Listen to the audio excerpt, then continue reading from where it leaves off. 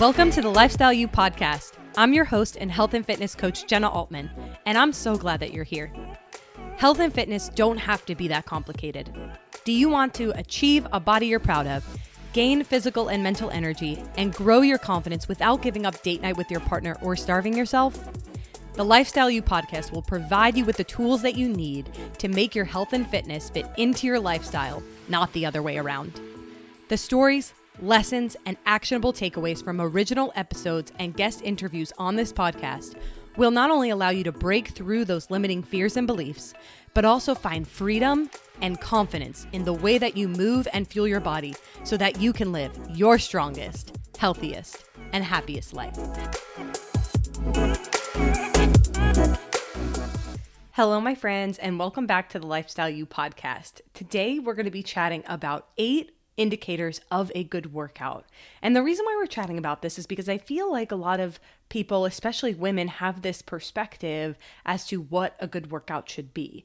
And for a lot of this looks like sweating, being out of breath, being super sore. These are just a few of the considerations that people take into account when they're determining if they've had a good workout or not. And somewhere along the way, we equated a good workout with going hard, experiencing pain and soreness, and sweating. But I do have good news for you today. So you do not need any of those things in order to be successful in your health and fitness journey. In fact, some of those things can even hinder your progress. So in order for optimal performance and recovery, you should have weeks of training, typically every 4 to 8 weeks, where you are actually doing what's called deloading. And this is where we're reducing the training intensity and or volume. So this is where we're able to really take back some of that intensity, volume that we're putting on our bodies to allow the body to properly recover. It doesn't mean that you need to take a few weeks off from the gym unless that's something you want to do, but it just means taking down the intensity. And so doing some more body weight movement, reducing the amount of reps, reducing the load that you're putting on your body. So how much weight you're actually doing.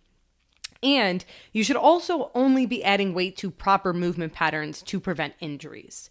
So fun fact, you also do not even need a good sweat in order to have a good workout. In fact, a lot of my strength sessions don't necessarily involve sweating unless it's really hot outside. During the wintertime, if it's kind of chilly in the garage, I very rarely am sweating during those workouts. So does that mean I'm not having a good workout? No. And I think that this is something that gets really misconstrued in the industry. So let's talk about what a good workout actually does consist of. So number 1, doing something that you enjoy. So I say this to lots of my clients, and yes, I'm a huge proponent of strength training, but your chances of actually completing a workout that you enjoy go up dramatically. So we're able to be more consistent when we actually enjoy what we're doing in the way that we're moving our bodies. So I encourage you to find whatever that is, right? If you're really not enjoying whatever workout routine you're doing, if you're doing a lot of HIIT and that's just not serving you and you're not enjoying it, then maybe let's switch to strength training. Let's try incorporating some of that along with some walks, right? If you really enjoy walking, let's do that. So a good workout is actually something that you do enjoy doing because we just get so much more out of it physically, emotionally, mentally when we're all there because we actually enjoy what we're doing. So number 2, committing to that movement on a consistent basis. So notice how I said consistent here, not daily. Yes, you can move your body daily, but commit to a training program that actually works for you, your schedule, and your lifestyle. When we can do that and move and focus on consistency over perfection, that's where we're going to start to see more of that progress happening. And we're moving away from that all or nothing mindset where we're kind of like working out for a few days and then, not working out for a couple months, right? Which I know a lot of us have been in that experience. So committing to that movement on a consistent basis is an indicator of a good workout. Number 3, challenging your body appropriately. So can you do a couple more reps or lift heavier weight in your next session? When you can properly challenge your body without overdoing it, right? Because there is a very fine balance between doing too much and also just pushing your body enough. When we can start to find that happy medium and move in that way, that's when we're challenging our body appropriately. And that's a good workout as well.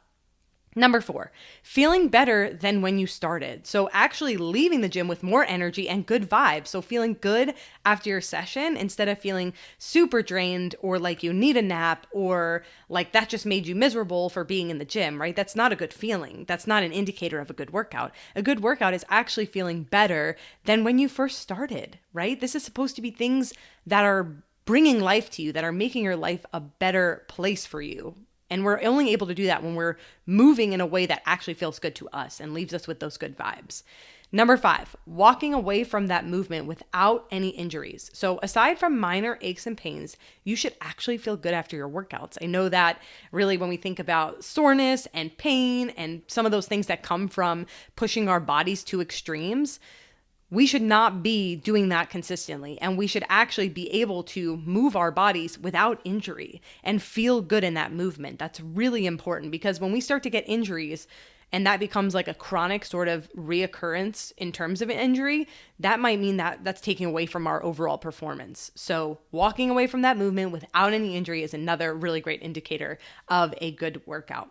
Number 6, moving with better form. So this one's pretty straightforward, but can you get more depth in your squat, or do you have more control in your overhead press, right? When we can start to make better mind muscle connections and actually start to feel the movement in our body where we're supposed to and engage the body properly, that's a good sign of progress. And that's a great indicator that we can use to tell ourselves that we did have a good workout. So that's another thing you should be checking out for.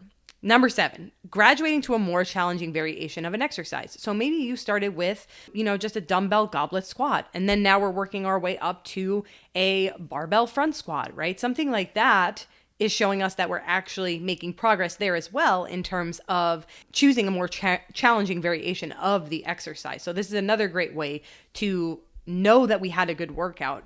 So the last one we're talking about here is looking forward to your next workout. A good workout shouldn't be a chore nor something you would dread. Yes, there are going to be days where you don't have motivation for your next workout. Yes, there are going to be times when you don't feel like going into the gym. That's totally normal. But if you're actually dreading it constantly 24/7, that might mean that we either need a break or we need to change up our workout routine and do something that we actually enjoy. So just keeping that in mind, you should actually look forward to your next workout. So if you leave the gym, you finish up and you're like, wow, okay, I'm actually excited for my next workout. That's a great feeling. That's a great feeling that this is actually a good workout for you. So I know we talked about a lot of different things in this episode, but I just wanted to give you guys a lot of different options. And remember that you are not going to constantly see progress in terms of challenging your body appropriately or moving with better form or graduating to a more challenging variation of an exercise. Those things are not going to happen week to week. So remember that as you're going through this journey. Progress is not linear. We are not looking to see that constant progression, but instead, when we do finish a workout, where can we look down this list of 8 different indicators and see actually where we made some progress or really where we can consider this a good workout. So today's food for thought is, which of these indicators will you utilize to determine if you've had a good workout? Okay, so say goodbye to sweating, say goodbye to pain. Those things can still happen, right? We can still sweat and it can still be a great workout, but that doesn't mean that if we don't sweat, then it's a terrible workout. So that's why I really like to talk about this stuff, because I know that so many of us kind of struggle with that mentality of go big or go home, or sweating for the wedding, things like that, where we're kind of trying to get that sweat and be purposeful. And then when we don't get that sweat, we almost feel like, well, why did I even work out? What was the point of this? So since we're on the topic of training programs, I want to let you guys know that the Summer Flex Training Program is my 8-week exercise program that provides schedule flexibility and allows for freedom during your summer so that you can actually stay consistent with it. And this is going to be available to the waitlist, which you can still join. It will be available this Friday, June 3rd, for the waitlist. On the waitlist, you're going to get some discounts. You're going to get some special bonuses. It's going to be super fun. I'm really excited about it. And then if you're not on the waitlist, you can still join our program. It's just going to be available to the public on Monday, June 6th, and at a higher price point. But would love for you guys to join us here. Great way for us to work together and get to know each other a little bit better. So if that's something you're interested in, go ahead. The link will be in this podcast description. So you'll find the link there to sign up for the wait list. And you can always message me on Instagram with any questions you guys have. I'll talk to you all soon. I hope you have a great rest of your day.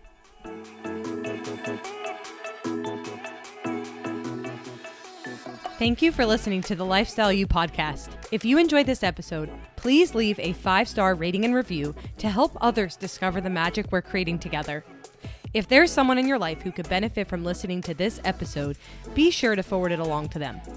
You can also follow me on Instagram at Jenna Ray Altman for more helpful content, resources, and good vibes.